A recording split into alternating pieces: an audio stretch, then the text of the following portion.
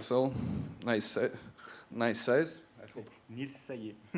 I apologize. It's okay. It's a little bit difficult. Segmentation, grouping and classification of sunspots from ground-based observations using deep learning methods. So please, 5 minutes for your talk and 5 minutes for questions. Okay, so hello everyone, my name is Niels, and I come from UC Louvain, PhD student. I will present, the title, I said, segmentation, grouping, and classification of sunspots from ground-based observations using deep learning methods.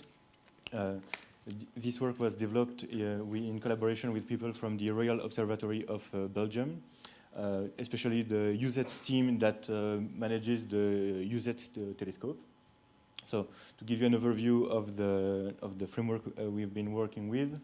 So first, a white light image is provided to a convolutional neural network that will segment the sunspot in the disk, in the solar disk. That network was trained using masks that were generated using mathematical morphology operations plus thresholding. And the supervision strategy for the training was the alternation between pseudolabels per white light image. By that I mean we had several images per white light image. We had several masks, sorry.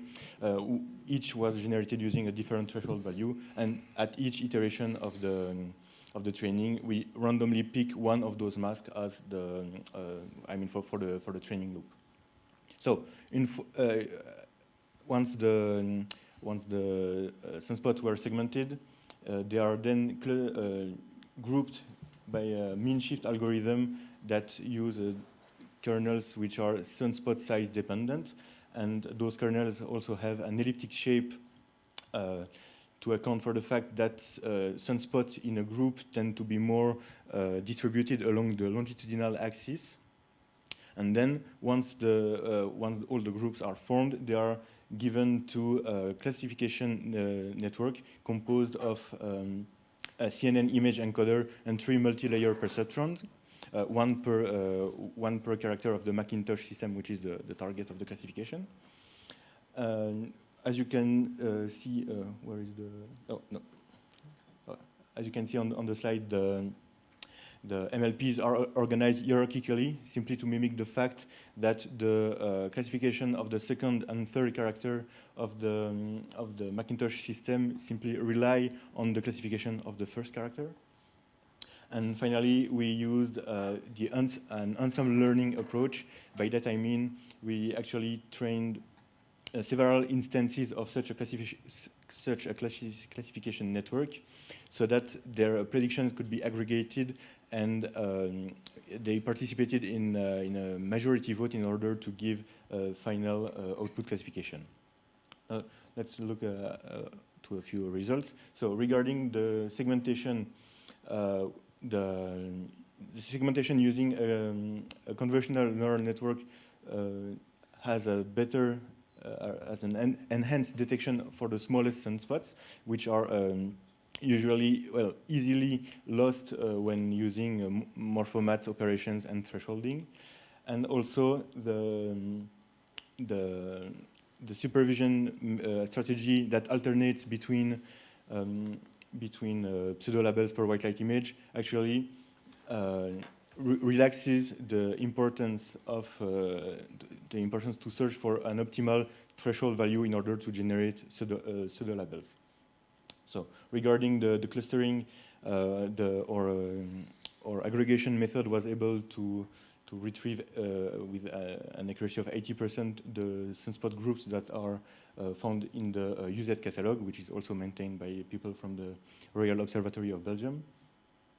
And now regarding the classification, our method was able to achieve classification performance in terms of F1 score, which are similar to other deep learning methods which use white light images and magnetograms coming from space-based satellites, whereas our methods, I remind it, are solely based on white light images and which is just are subject to noise, such as well the clouds as we just saw, and also deformation by atmospheric seeing. And finally, the use of ensemble learning helped us to identify past annotation errors, and also could help the annotators to prevent future ones. Simply, so as example here on the left, you have an example of a group that was mistakenly classified B class in the UZ catalog. However, it should have been classified C, and C, that C class was recovered by the classification networks. And on the right, you have two examples of ambiguous cases, which means groups that were.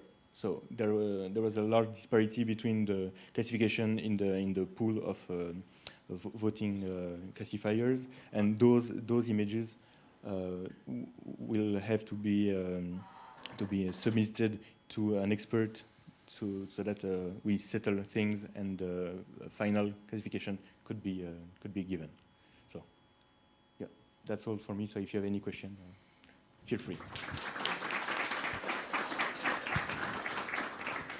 So thank you for your poster, and do we have questions? Third row, please. Hey, thanks. About the ensemble learning, is that just for the multilayer perceptrons for all of the individual parameters, or does that include all? I think you have 3 different. No, it's just for classification. Okay, gotcha.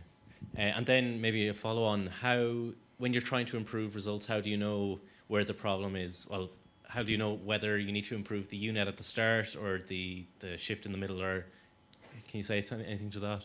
Well, for the classification, we have. I mean, the UZ catalog has information that allows us to verify, for example, the number of sunspots in a group. So that can be used for the correction of the classification, for the segmentation at least.